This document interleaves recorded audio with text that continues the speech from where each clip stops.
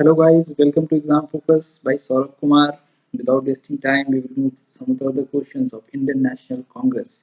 And today we will cover some of the important books also that is asked regularly in examinations. So let's start. Raja title was given to Ram Mohan Roy by whom? देखिए राजा राम मोहन रॉय का जो title मिला था वो Akbar to ने दिया था। उन्होंने एक बुक लिखी थी मिरातुल अकबर 1822 में। इसके ऑनर में अकबर टू ने राजा राम मोहन रॉय को राजा का टाइटल दिया था। Okay.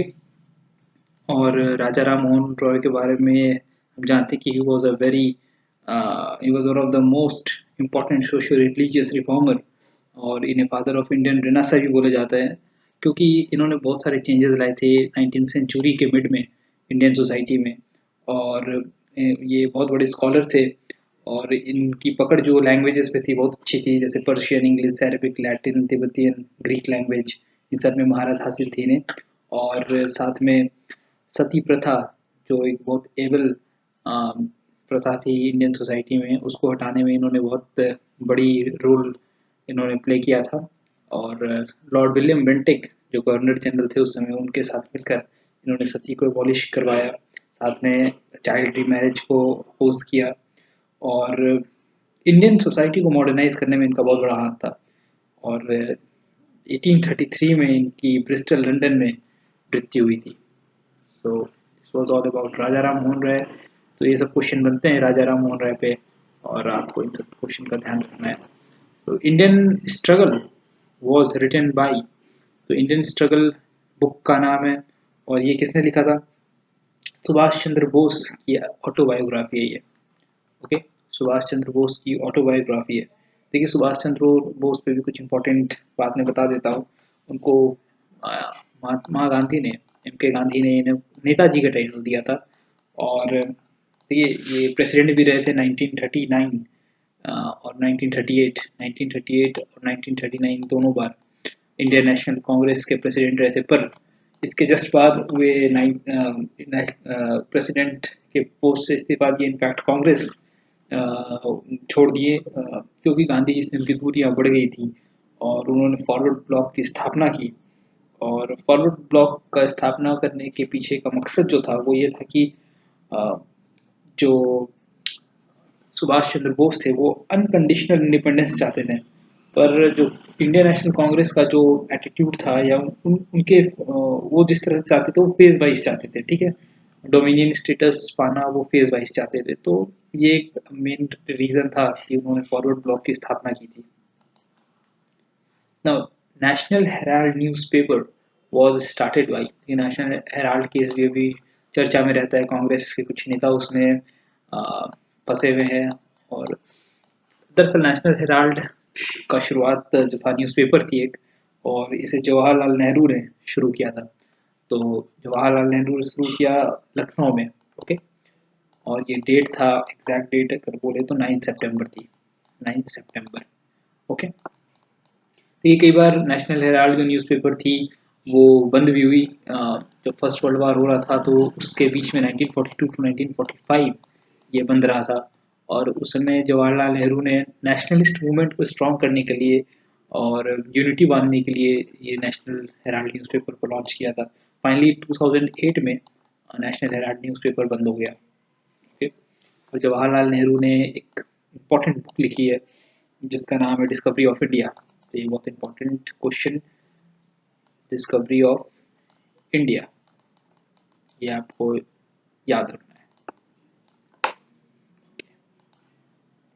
Now India a nation was written by, options are Rabindranath Tagore, Lala Lajpat Rai, Annie Besant and C R Das. Now Rabindranath Tagore नहीं है, ओके, लाला लाजपत राय नहीं है, सी आर दास नहीं है, तो option is Annie Besant. Annie Besant एक आयरिश वुमेन थी, थियोसॉफिस्ट थी, थियोसॉफिकल सोसाइटी से जुड़ी हुई भी थी। और सबसे बड़ी बात, इंडियन फ्रीडम मूवमेंट में इनका बहुत बड़ा हाथ रहा है और इन्होंने होम रूल लीग की स्थापना की। होम रूल लीग 1916-17 के समय था। और इसका मेन जो मकसद था होम रूल लीग का वो ये था कि होम रूल मतलब self government, okay, self government under British Empire, okay, self government under British. तो उस समय जैसे कि ऑटोनोमस कॉलोनीज हुआ करती थी ऑस्ट्रेलिया, न्यूजीलैंड, तो उसी लाइन पर इंडिया में भी ब्रिटिश एम्पायर के अंतर्गत आप सेल्फ गवर्नमेंट बनाने की इसकी मुहिम थी। बट और इसके लिए दो जगह, एक तो पूना और एक मद्रास, पूना में बाल गंगाधर तिलक और मद्रास में अद्यार आश्रम में एनी बसंत एक्टिव थी होम रूल मूवमेंट में। और इनमें बहुत सारे कांग्रेस के उस समय के लीडर्स जो थे, एमिनेंट लीडर्स जो थे, वो इनके साथ थे और होम रूल मूवमेंट बनाने में मदद उनकी भी रही थी। ओके, और एक और एनी बसंत की एक और इम्पोर्टेंट बुक है, वो है how India wrote her freedom, how India wrote her freedom. ये भी एग्जाम में आता है, तो how India wrote her freedom. Okay,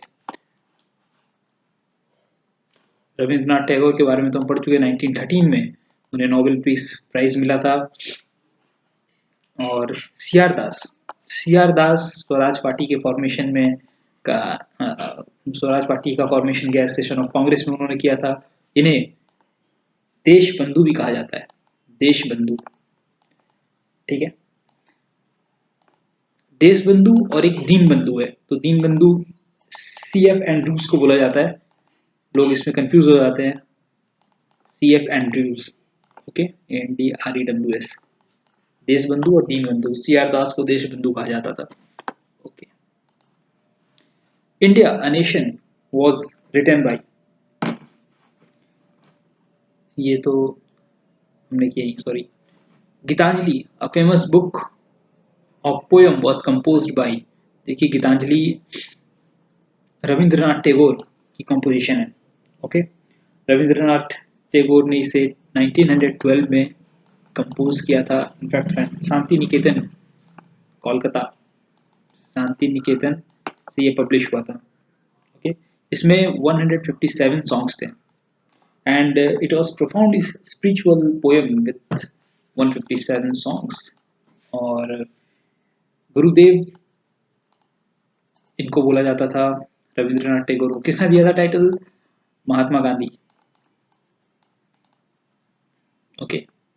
और कुछ अदर इम्पोर्टेंट बुक्स हैं जैसे कि the post office, Gora, the crescent moon, Sadhana, glimpse of Bengal, two sisters. तो बहुत सारे कंपोजिशन है रविंद्रनाथ टैगोर का।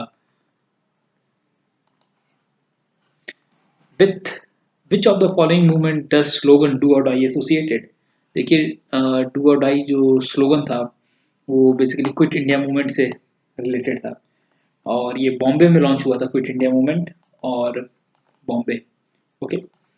और ये 8 अगस्त 1942 को कांग्रेस सेशन, ये बॉम्बे कांग्रेस सेशन में डिमांड हुआ था कंप्लीट इंडिपेंडेंस का, complete end of British rule in India. तो गांधी जी ने डू और डाई का स्टेटमेंट उस कॉन्फ्रेंस में रखा, और इसके जस्ट कुछ देर के बाद ही सारे जो लीडर्स थे INC के वहाँ पे मौजूद सबको प्रेजेंट कर दिया गया। और हालांकि उस समय 1941 से 1945 के बीच वर्ल्ड वॉर चल रहा था, लेकिन स्टिल जो ब्रिटिश आर्मी थी, ब्रिटिश एडमिनिस्ट्रेशन थी, इतनी स्ट्रांग थी, सारे लीडर्स को रिप्रेजेंट कर दी। और देखिए इसमें मुस्लिम लीग ने क्विट इंडिया मूवमेंट का अपोज किया था। मुस्लिम लीग ने क्यों किया था? क्योंकि उन्हें डर था कि इन दिस केस अगर इस समय आज़ादी मिल जाती है और इस समय अगर ब्रिटिशर्स छोड़ के चले जाते हैं तो ये दिक्कत होगी कि जो मुस्लिम लीग माइनॉरिटी में थी, मुस्लिम जो देश में थे वो माइनॉरिटी में थे, हिंदूज, और उन्हें लगता था कि हिंदू उन्हें सप्रेस कर देंगे। तो इसलिए वो डू और डाई मतलब क्विट इंडिया मूवमेंट को अपोज कर रही थी, ओके।